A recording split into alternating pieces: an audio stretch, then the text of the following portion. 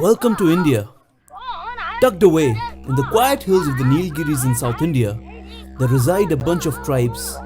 Of these, there exists a strange and enigmatic tribe called the Toda. The reason they are considered special is that their culture is unique. What's more, they are racially different from all the other tribes in the area. The Todas are a pastoral tribe who live in the huts called the Mund. Their numbers are few, with some of the estimates running just in hundreds. Much of their economy is dependent on the water buffalo for dairy products traded with the neighboring tribes. And the Todas, they're pure vegetarians. They pride themselves on living in perfect harmony with nature. There are folk legends about how the Todas can communicate with wild animals, and that is why they can survive in the wild without any weapons. That's right. They do not carry any weapons. They are said to be peace-loving and are well respected. The existence of this tribe was first discovered and documented by two British officers during the early 1800s. They were hunting tigers in the mountains at the time, and since then, large amounts of anthropological and linguistic researches have been commissioned. But to this day, very little is known of their cultural genealogy. Where do they come from? Now, there is curious clue to be found in their customs and traditions. They do not have a religion as such, but they worship the moon and the sun. They herd the local variety of water buffalo and consider it to be the holy deity. Their temples are dairy centers where the sacred buffalo are reared and taken care of. These duties are carried out by the local head priest. Only he is allowed to enter these temples and milk the buffalo. Now, during the sacrificial ritual involving a calf, they recite a prayer to the goddess Togosh. This obscure prayer mentions an obscure name, Ninkurshag.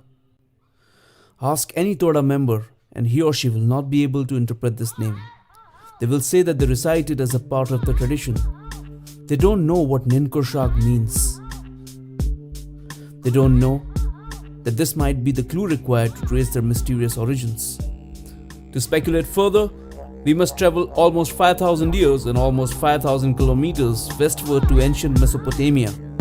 We must visit the ancient temple compound built by the Sumerians in Obeid.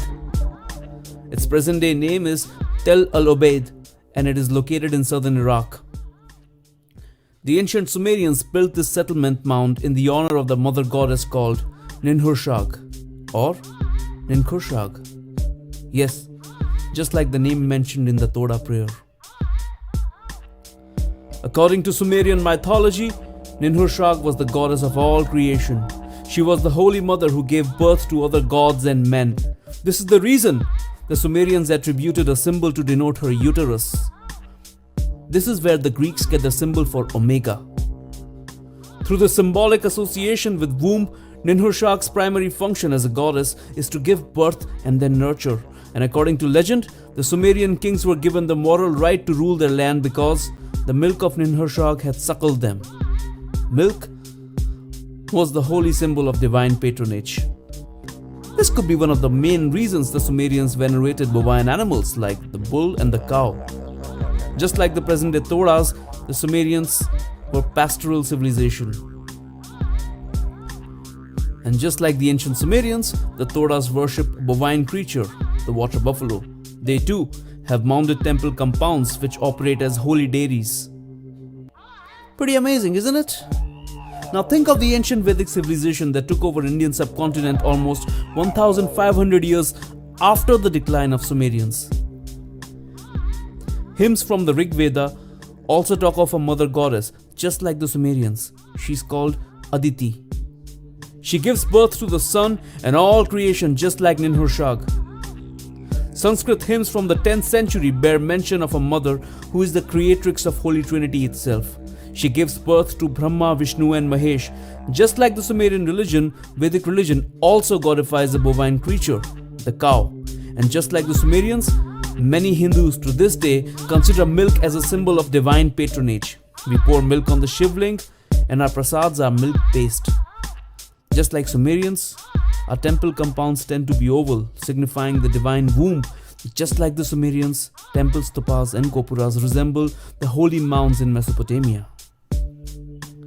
These connections, They make us wonder about how modern cultures and civilizations have a common religious and cultural ancestry rooted in the Near East. Or maybe even somewhere beyond. Perhaps this contributes to our shared cultural consciousness as an ancient agrarian pastoral civilization in the Indian subcontinent.